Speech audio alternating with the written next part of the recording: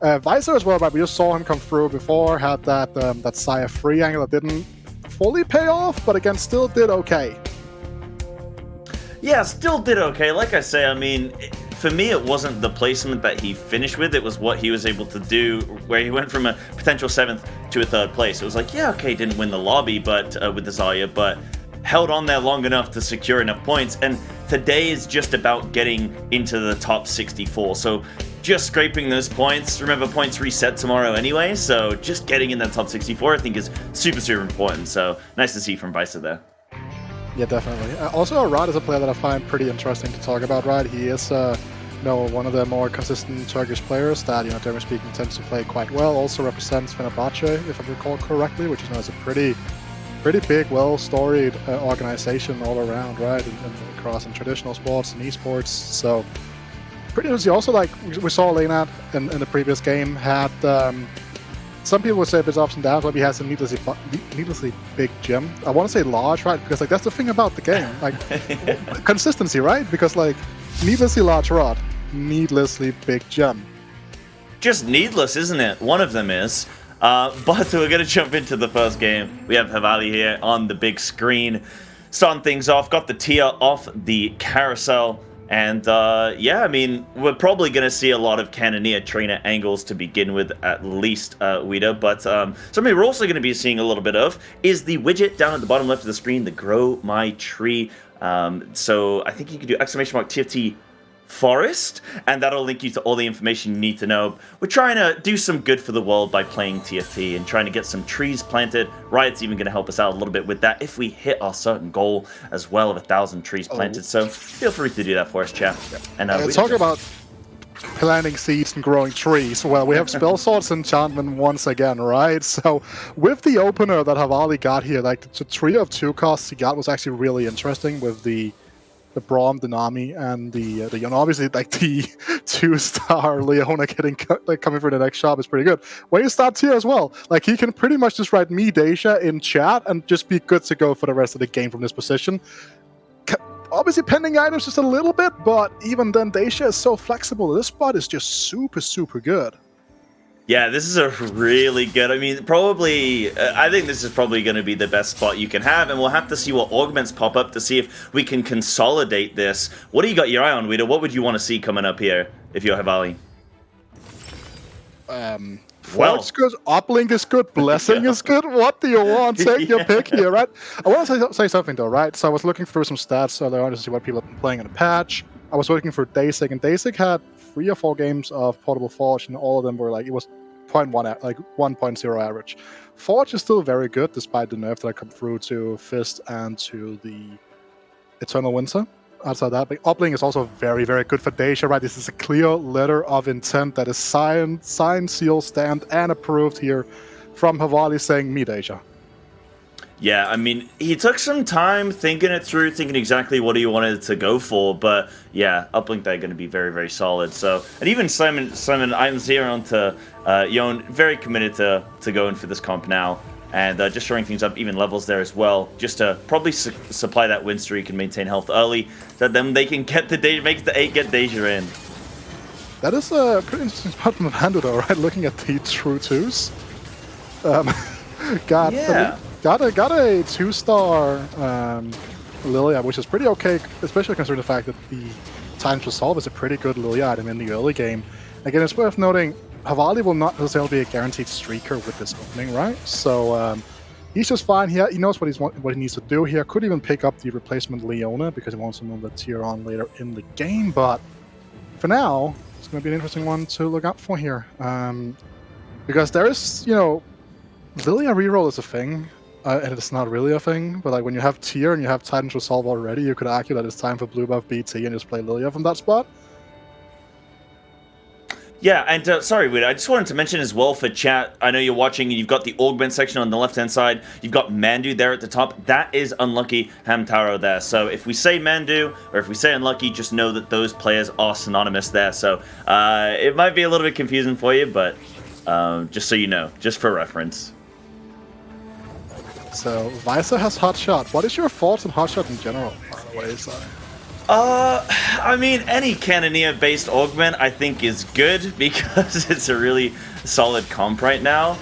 Hotshot itself, I mean, it's hard for me to judge augments specifically. I mean, I know even like I watch Soju and he'll pull up augments on stream and be like, right, what's the win percentage on this before I pick it?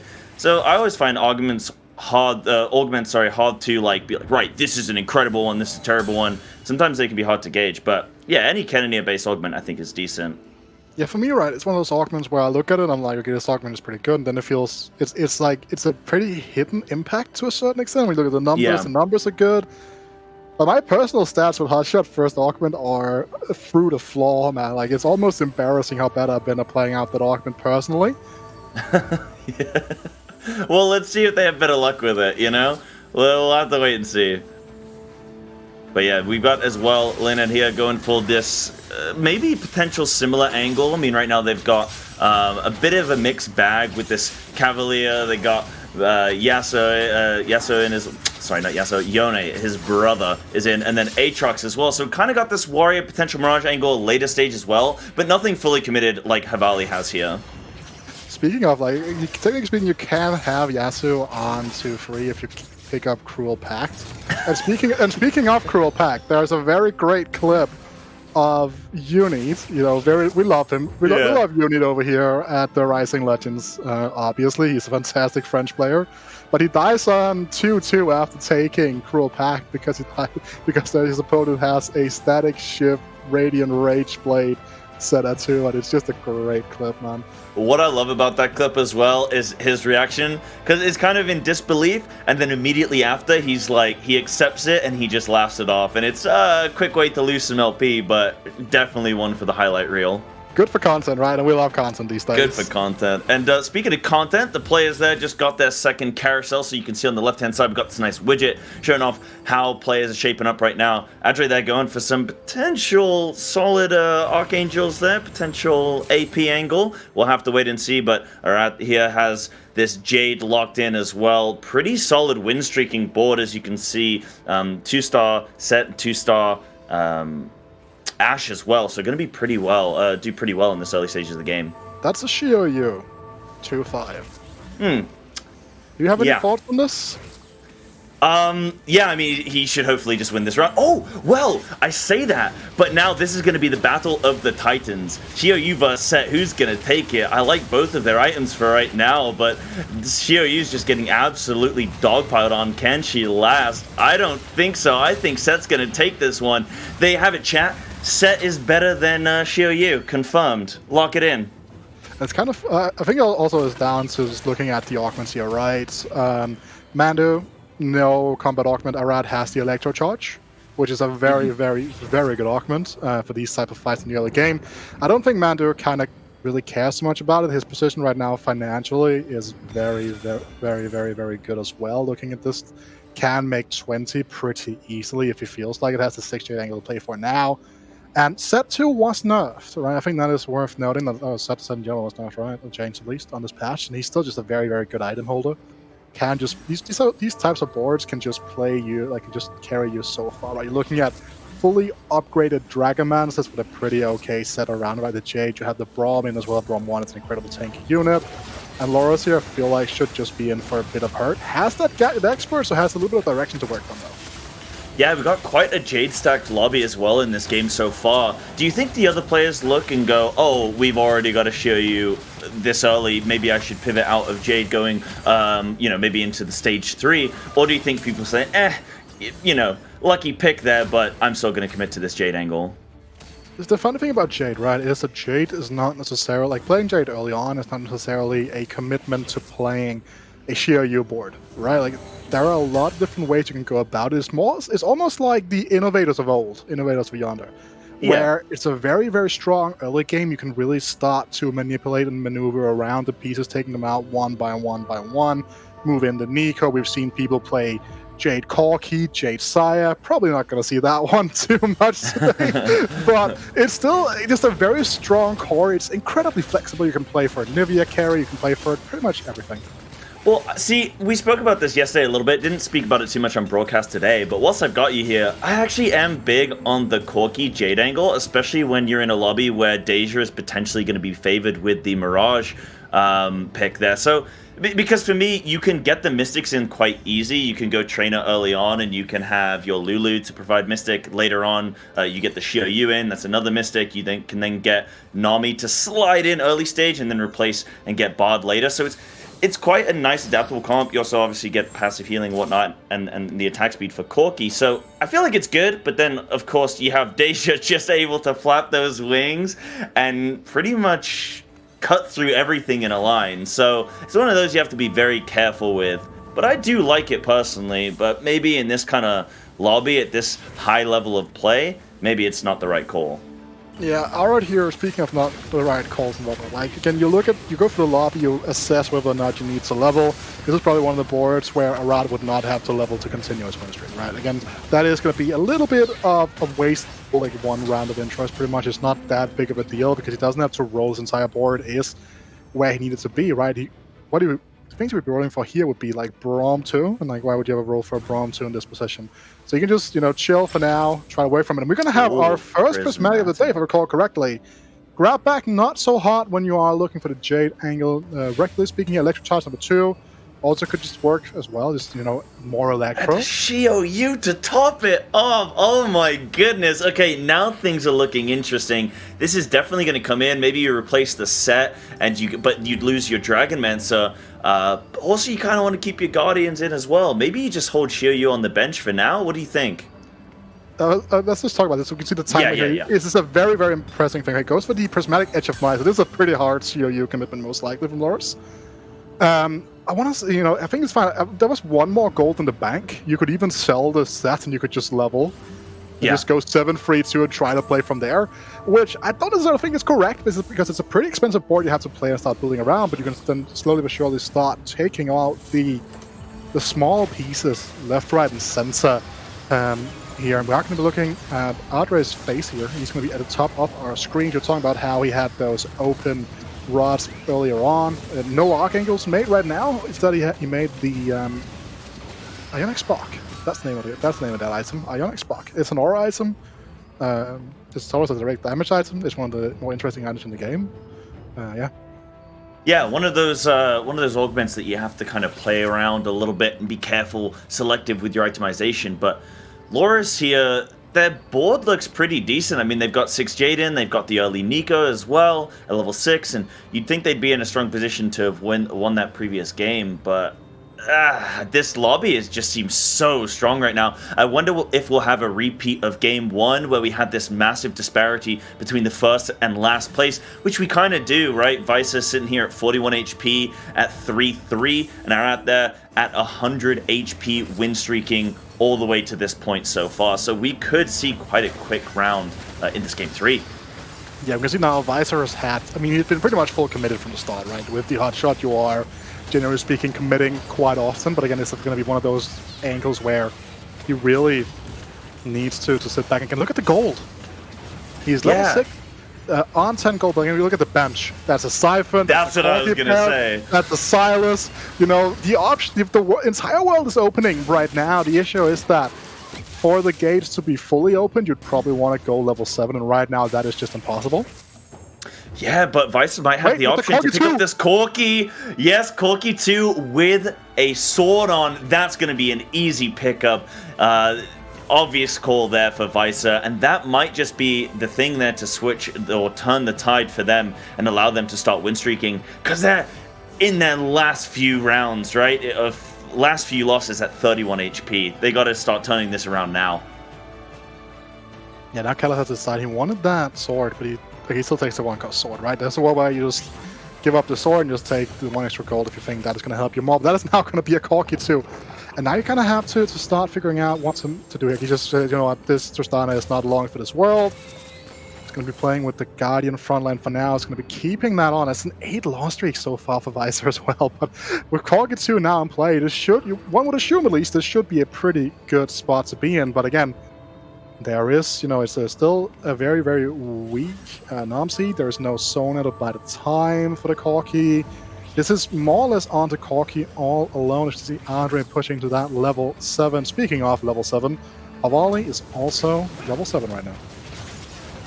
Yeah, how far can Corki 2 go? How far can he carry you? We'll have to see. I think this front line is just not going to hold up for Weiser.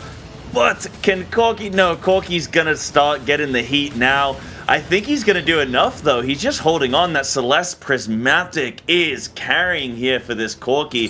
Weiser's got that little smug look on his face, and I see with good reason. This is where the win streak starts. That Celeste Blessing, I think, is doing the business. Maybe not the hot shot, right? But the Celeste is good. That was definitely a live, live stream of his face right there. Okay, so if you want to see that it's in fact going to be Diamond Hands, I don't think we talked about this at all so far this game. I haven't seen it. Never had anyone on Shimmers. This is carried by a... Wait, that's... Okay, this could be pretty interesting if Lena can manipulate this board around. Has Diamond Hands, has Cavalier Spat, has IE. If he finds a Yasuo, that is going to be one Yasuo that's going to be very close to impossible to kill. That is going to be very interesting to follow here. I like how he is holding off the Diamond Hands on the bench just to, put it in here. And as we're now talking about the Visor as well, we see on the screen again here. That Celestial Blessing free is obviously very, very big. Also, another thing in that fight was the Leona being next to the Corki, meaning that the Corki got an extra bit of shielding. And I don't think the Corki would have died regardless, but that shielding in combination with the shield from the Celestial Blessing just meant that the Corki is just very hard to kill. Yeah, I'm quite impressed with Vice's ability to actually win these rounds without a super strong front line. I guess we are still stage 3, so we're not expecting to see as many of those Idis and Siphons and Shionyus just yet. But still, Vice are doing well there. And Leinadtft, I think that composition's really going to come online soon, as you say, if they can get the Yasuo. They're in a pretty solid econ position. They can go 8, but they're opting to roll a little bit here. Maybe just to shore up their board. They're on a 4-loss streak, searching for something. Idis has the potential to go in, and we can see what 5 Shimmer Scale is going to be. I think that's a good call. Draven's Axe! Draven's Axe! I mean, that's what you want to see. Okay, if you could reasonably keep this in here, that is gonna be one insane position for Leinadtft to work with. We saw him in the last game, chilling at 110 gold with the big gem, all that. Now he gets the Draven's Axe, so he can turn those gems into items instead here, right? So, that is gonna be so big. Look at that Aatrox. Now, this is a boy I'd like to see. Aatrox just the carry. Also getting the talents, getting some good picks here. Yone too as well. So this is really coming to life for Leinadtft here. They're going to be in a very strong position if they can just maintain that HP. And we look here to the right tab, you can see the economy of every single player. Quite a big disparity. Lorus on 1 gold, Mandu on 50. But this is the stage where everyone seems to be spending just to hold on. The tempo of the lobby is high. Yeah, it's also worth noting here, right, with the way Leinadtft is playing this game out right now, his Aatrox is hitting for a lot less than it could be, right? The Draven's Axe scales with the amount of gold in your bank, and currently there's only 10 gold in the bank, so it's only that 10 AD. It doesn't seem like it's going to be a necessity, especially because Lorus whiffed on his roll down and did not find either a Siphon or a Shionyus, which could have potentially been the damage trends that you were looking for. But actually, this Talon is not going to do enough here. Oh, Talon just holding on a little bit, managed to take 1 or 2 more victims with him, but not enough to hold off the full extent of that lobby. Right. We got our 3rd and final augment. Leinadtft doesn't even think about it. Takes the tome. Are they going to pop it now for us? They are. Shimmer Scale 7 angle. Okay, I think this is a little too spicy for my liking. I would probably have preferred to see the Cavalier and then, have that Cavalier angle instead. Okay, so gem, everything is coming out to play here. Spicy to see if this is going to be enough. Really, you could say that could kind of offset some of the items that he's missing in the damage department. But at the end of the day, okay, he's just going to... Okay, so this is not... I actually kind of like this, right? Like him just committing like this is probably fine. Yeah, this is probably an unconventional board, but a pretty strong looking board in my opinion. Needs maybe a bit more damage. The Aatrox holding that Draven's Axe with the Sunfire, not the best, but it'll do for now. And there you go, Ida. There's that needlessly large gem for you. And this is where Leinadtft needs to hold their gold. They cannot roll. So 47 gold. Those items are going to be pretty solid now as a result. I think this might just be all in to go level 8 and roll it down and try to find that Zoe so you get that Crown of Champions. You can start toggling that. With the changes to Kayn, making him a little bit more durable, It actually means that Kane is in a little bit of a better holder now of it because he doesn't get instantly like destroyed by any backline carry that he jumps to, meaning that he is going to be more likely to survive for those 4 seconds it does take for that crown to take down here. You can see the reactions of Catalyst as he loses the fight here at the end of the day. Leinad at 25, he has a bit of a minor decline, right? Because Advisor at 31 HP next in line is currently win streaking. Yeah, and you know, we got to see a little bit of Catalyst there. He's actually in bed for this tournament, it looks like, or nestled up nice on the couch. Last time we saw him, he was in his chair and he was head and hands all over the place, smiling, laughing, crying, going through it all with the Super Bowl qualifiers. But now, tucked up a little bit in a safe position, got this Corky Cannoneer angle, got the Revels up, and that's a mighty fine looking Tom Kench. We definitely want to transition that into maybe an Idis potentially. But Leinad's got them all. Leinad's got them all indeed here now. That's going to be a very good angle for that Siphon directly into the backline here. And then again, Visor, he's just been super stable now. On top of everything, he also found the Siphon too after that very early kind of donated Corky 2 from the carousel. And that is going to be a rough one for everyone in and around him because he's just going to be putting on the hurt here as we are going to be approaching our final component carousel of the game as Adreh. Well, he is big chilling right now. Oh, he's not big chilling. You too. It's Mandu's Shio too. Yes. Colors are weird. I could have looked to the left of my screen and seen the trade breakdown, but that's boring, you know. Speaking of dates, that's a Soraka on this carousel.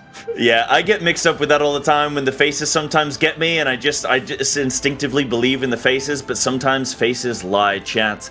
Sometimes people aren't who you think they are, and yes, that could definitely be a confusion there, but that's deep, nice we have them. That is very deep. Is that how you deep. Do you think that's how every unit in the game feels when they hit a Nico that is like copying something else and then they realize the second after they're just stunned? Yeah. Nico holds hands with somebody, turns into them for a second, and they're like, wait a minute, what's all this? And speaking of what's all this, Havali here with the Deja, not yet 2-starred. Interesting. So this, we're checking back in because we got to see Havali at the opener of this game. They were going for that beautiful Mirage angle. They had everything they needed handed to them in those first couple rounds. Now they got the Deja, so their composition's online. 2 win streak at the moment, though they did sacrifice a lot of health to get here. Can they hold on now? Can they find that? Well, they need 2 more Dejas. They're also very aggressively rolling for trying to get that Nuno free here as well on level 7. Yes. As we do see Mandu yet again here with his 2-star pretty decent item set up, Shio. That is going to be something that is going to put the hurt into most of the lobby, Havali included even with that rod, because see the amount of damage that with Spell Sword, it actually does do a lot here. It's again, wipes out most of the board, so it's not going to be that big of a deal here for unit loss. Could be worse, as Leinad down at 7. Yeah, and the thing is here, right? Well, Mandu did win that round against Havali, but how much stronger can Mandu really get compared to Havali there, where they can get that Deja 2 to come online? That's the thing. But we're going to jump back in with Leinad, who has the level 2 Diana, got the Shimmer Scale 7 online, the 4 Assassin, and got that real beefy frontline with the Idis. So this, as I mentioned, a bit of an unconventional one, but an interesting comp here. They even have, if they want it, a Declore as well, a secondary one if they want to start itemizing a second tank. Yeah, at this point you might even want to try that just to try to stabilize, right? Because at the end of the day, it is probably the worst board for you to play into. I don't see any anti-heal on the board, and then against a double healing item Shio here, and it could be worse. It could be an issue at the end of the day. He looks like he'll be fine for now. I don't know. I think this might be it. I think Leinad might go out here. I think they might die. The Shio is just pounding through this Idis. I think this is going to be it. They might be our first 8th of the first 8th of our casting, that is, but not the first 8th of the day. This is a real close one here, but Shio is gonna take it. Leinad's gonna go out in 8th here, not as astounding as a result as they did manage in game 2. See now, looking for those final few item options here for the Deja. That was actually a pretty interesting one to skip right in the day. You could look at some okay item setups here in general, not really needing any mana regen on Deja when you have the cybernetic uplink at 14 HP. Then again, we're talking about this before, Visor at 31. and win streaking is just going to be one of those big issues. It's going to take the gold here, going to allow him to propel himself into... Oh no. Oh no, what? They just rerolled a cloak and they got given a belt, a third belt. I mean, that's fine, you know. Yeah, I guess that kind of works. I was thinking maybe they could have gone for a Morello angle there, but they actually switched things around. But I thought, oh, 3 belts, probably not what they were searching for. But actually, now they've got quite a tanky Nunu. They just need to 3-star it. That actually worked out a little bit better than how I'd kind of realized initially. I mean, Nuno's pants must be very, very heavy, right? Like needing, that's 4 belts to keep them in place. do you think that he like ties the belts together to get around the waist? This is like one of those memes where it's like, if you put trousers on Nunu, does he wear them on 4 legs or from the bottom? I don't know. Technically, it's if you put the trousers on Willem. Willem, right? yeah. I don't know how it works. Chad, help us out here, okay? Can we get a drawing? This is very, very, very important. Get a drawing and then tweet it out and hashtag TFT Rising Legends for us so we can see it. See it on broadcast. Now there's Deja. Can it do enough to beat up Arat? It does not. Mandu's going to be on his last life here at 3 HP, a potential 7th angle. With such, I mean, we saw Deja win the lobby in the previous game in game 2, but it might be a 7th place here. What do you think has gone wrong for this Deja comp leader? I mean, again, it's contested, and again, you're stuck rolling on level 7, right? That's the big thing, that you're stuck rolling on level 7, and that when you can't go level 8, again, like, I don't know if it would have been better to go level 8 and try to get another unit into play. Again, I would have to relook the board here. Yeah, well, of course. Ratio 2 is found. Had to give up the Nunu free angle, right? That is something that's worth to be said here. But again, with the way the Nunu is contested right now, I don't think you're going to be likely to find that Nunu free regardless. And now this is now or never, all in on this board here. From Havali to Q's into Lorus' Shio U-board with the prismatic edge, like radiant edge, right? Oh, what would a prismatic item be like? I don't even know, but the Sage, the Sejuani there getting Zephyr, and now it's all down to Deja. Not going to be enough against this Shio U. Deja 2, not enough there, and that's something, Weeda, for me, that's a very interesting talking point, is where do you cut, like, you cut your losses and you're in the position where you only have 1 life left, and you decide, right, do I try and push for this 3-star Nunu, or do I go for 2-star Deja? I think the 2-star Deja was the right call there, but again, it wasn't enough against this monstrous Jade angle from Mandu. Yeah, I agree here. Looking at Vice's board now, this is actually an interesting combination, right? Because there's no healing items outside of the BT, but has that first aid kit combination with that Celestial Blessing free. So this amplification of the healing on these units is super, super big here. Also, it gets the correct swap away here, meaning that his Corki is not going to get Sona ulted here in the matchup. Meditation free is also an insane option to work on. Yeah, I was going to say, is the Corki going to get Siphon ulted though? But no, Siphon charges away, but now it's Corki for dinner. And Visa is going to, I was going to say potentially lose this round, but no, it is absolutely going to be a loss there for Visa. So they're now in this delicate position as well. They got a lot of gold that they can throw around though. This is the time to roll. Is it the time to rock and roll though? I think so. Rock and roll, the Shio Yu battle of the greats there. And who will win? Shio Yu. I would love to see... Oh yeah, go ahead. If Dragons had to make a playlist, right? Like, each dragon has to pick 1 song. Don't do this to me. I'm terrible with music. I don't know the lyrics to any song. Don't put this task on me. Maybe like Max or Counterfeit, somebody in the analyst desk can hit us after this game with you know, the Dragon's greatest hits or something. I mean, Shyvana has to be Through the Fire and the Flames, right? Okay, I'll give you that one. I'll give you that one. That's the obvious one, right? Like, yeah, I think so. Well, we do carry on right now. Catalyst, 11 life. Technically, could just be the 1 life. Has a Zephyr to work with, and it's actually pretty relevant to talk about, right? Because they have fixed the they have fixed the bug that was with Sona not ulting a separate target, not retargeting. And that is something that will not really be that relevant, I think, with the current setup here, because there's no mana items, but it still is very, very important. Look at the positioning from the Sona, by the way. That is clean. Yeah, and got the Stand United really coming into full power here. Got so many traits on the board. Shyvana's now going to dive up, dive back down. Catches the Anivia there quite securely, but doesn't manage to kill it. So now Shyvana's going to be taking a death himself, and Catalyst goes out in 6th. Just didn't get to do enough with that Anivia. Yeah, Catalyst Shyvana got a not good by the crowd, so, you know, they got kicked out. That's just how it works. Yeah, didn't really belt the song out enough, hard enough, didn't put enough love into it. We're now down to our last handful of players in this lobby, and I mean, I'd have to do a quick mental check of what we still have got here. We've still got a couple Corki players, still a couple Jade players to go, so we'll see how this one ends up shaping up.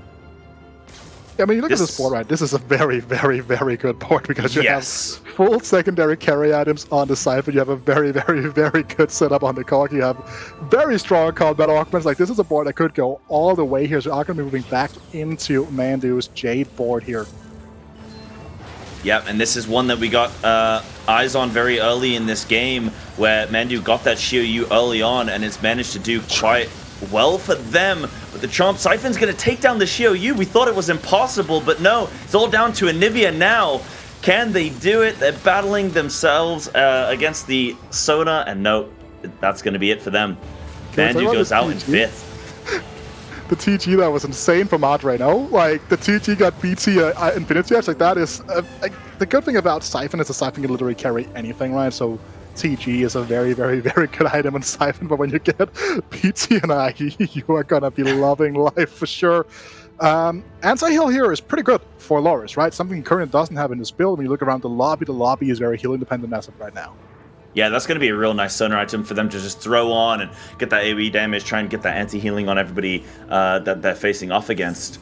And yeah, we'll have to see what everyone else ends up getting from there.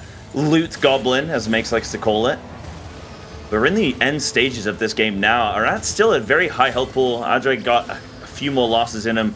And Lorus and Visor here, they're down to potentially their last lives. Well, Lorus absolutely is. So this is going to be quite a stressful one for Lorus. Doesn't really have a whole lot of gold to play with. Can't really rearrange their board any more than they currently have. Does manage to get the bot in, though, switching out for that Nami. So that, I think, is probably the best swap that they could have made, and probably the best way to just shore up their comp. Hopefully they can hold on. Yeah, Bard is one of those units that can really help you elevate your board to the next level, right? At the end of the day, just a very strong AoE. Look at this positioning again here, getting like positioning around a different fight here, most likely. Or Adreh's Sona leads is definitely on point here. Yeah, and the Ascension could be kicking in for Adreh eventually. Lorus has got to kill him before that happens. The bottle is big, but can Shio do any more? Focusing on the Nomzi there. Now, this is kind of like a base trade here going on. Shio and Siphon actually leave one another and go and clean up the rest of the units on the board. Shio's going to take that one. Lorus holds on for another round, and Visor is now in the firing line. Can we do anything with Zoe? Probably not. In what sense? Like trade her out, put something else in instead? We'll have to see what they end up going for. But Visor here, very, very strong board. That's for sure. That is a 2-star Lulu. That's pretty big. That's a target increase, right? It goes from 3 to 4. That is actually a pretty big hit.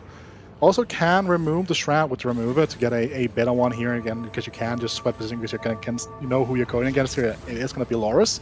This is a fight directly for third place here. I don't expect a world where Adreh takes 17 from Arat at least. So this fight is really important.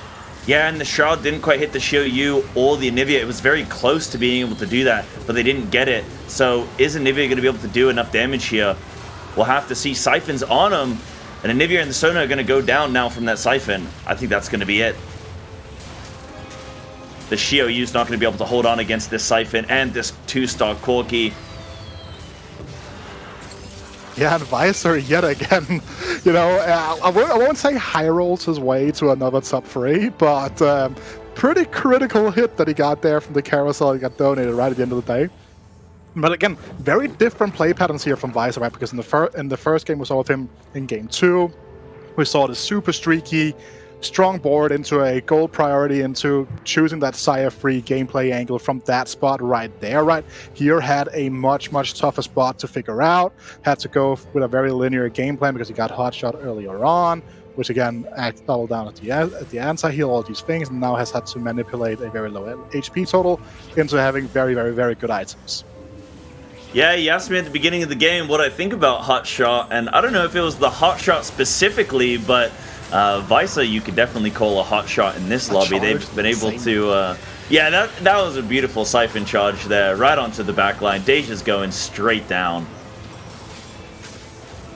The double Zeke's a Lilia as well. The Cav Yasuo, I mean, this is phenomenal here. Yeah, so right now, Cav Yasuo in GM Plus, from the stats I was looking at earlier on today, it currently does have a 3.98 average here. That's actually pretty unfortunate for Arat that, okay, never mind. Like if the Yasuo somehow managed to get onto the Tristana, that's a guaranteed win for Arat, right? And it would be guaranteed top 2 now. And here instead, now there's going to be a chance for someone to potentially get, you know, bailed out here. And that's a Shroud to work from, at least. Yeah, got a hit with that Shroud for Adreh there as well. I mean, taking the singular belt as well for Visa. I can't remember if they've got any single component items that they can then build up with that belt. Interesting. And Rat going for the Bramble as well. So, interesting. Bot 2 gets hit for Visa as well on this one. I think that's just the bot 2, right? That was why we went for the component Bart. Yeah. That would make absolute sense there. See, Adreh has gone away from the Sona here, actually. Pretty interesting enough. He has moved into more of a mage setup. Has not found a Zoe, which I think was what he was, you know, ideally trying to work for. This is also more of a Nomsy comp more than anything else, right? Like we're talking about this look at that Lulu, right? With the triple chain of like the double damage increase and all these types of things here. And now with the Shroud being coming down here, potential as well. The reason why he's not placing this death cap until now is just the fact he has meditation. Yeah, and it's going to be Nomsy versus Nomsy in this penultimate battle. We could see... Yeah, okay. No, we're definitely going to get our 3rd place here. And that Siphon just dispatches through Adreh's Whisper Mage Trainer comp. Not quite strong enough, and is going to go 3rd, but held on well with that, I think. I wouldn't have expected that to last until a 3rd place. I don't know, I mean, it's a pretty okay spot here, right? Meditation, Freight doing a lot of the brunt work in the middle of the game here. It's just so good when you have those units that, you know, just enjoy a lot of when they get to cast a lot. And, well, it's Spell Sword Enhancement, and we have another Deja in our top 2, Cyber. Yeah, we do have another Deja too. You know, when we saw the first Deja player going out, I thought, maybe that's it for Deja this lobby, but no. We have Arat here with the Deja 2. It has been able to hold on. Spell Sword Enchantment, there you go, chat. If you're thinking of something to play in your own games, in your own lobbies, if you see that Mirage, then it's a Deja angle. Just looking like the entire backline just getting wiped though. Yeah, this is gonna be it. Can Deja battle against this Siphon? Siphon's healing massively, but Deja's hitting very hard with these ults, and no, Siphon's gonna take it, so not a double Deja win game. Third cast? But the Yasuo, can it cast? It does! My goodness, Arata taking the win, taking the victory of the lobby. Oh my goodness, death by Yasuo. Death by Yasuo, indeed. And that, again, we're talking about this before.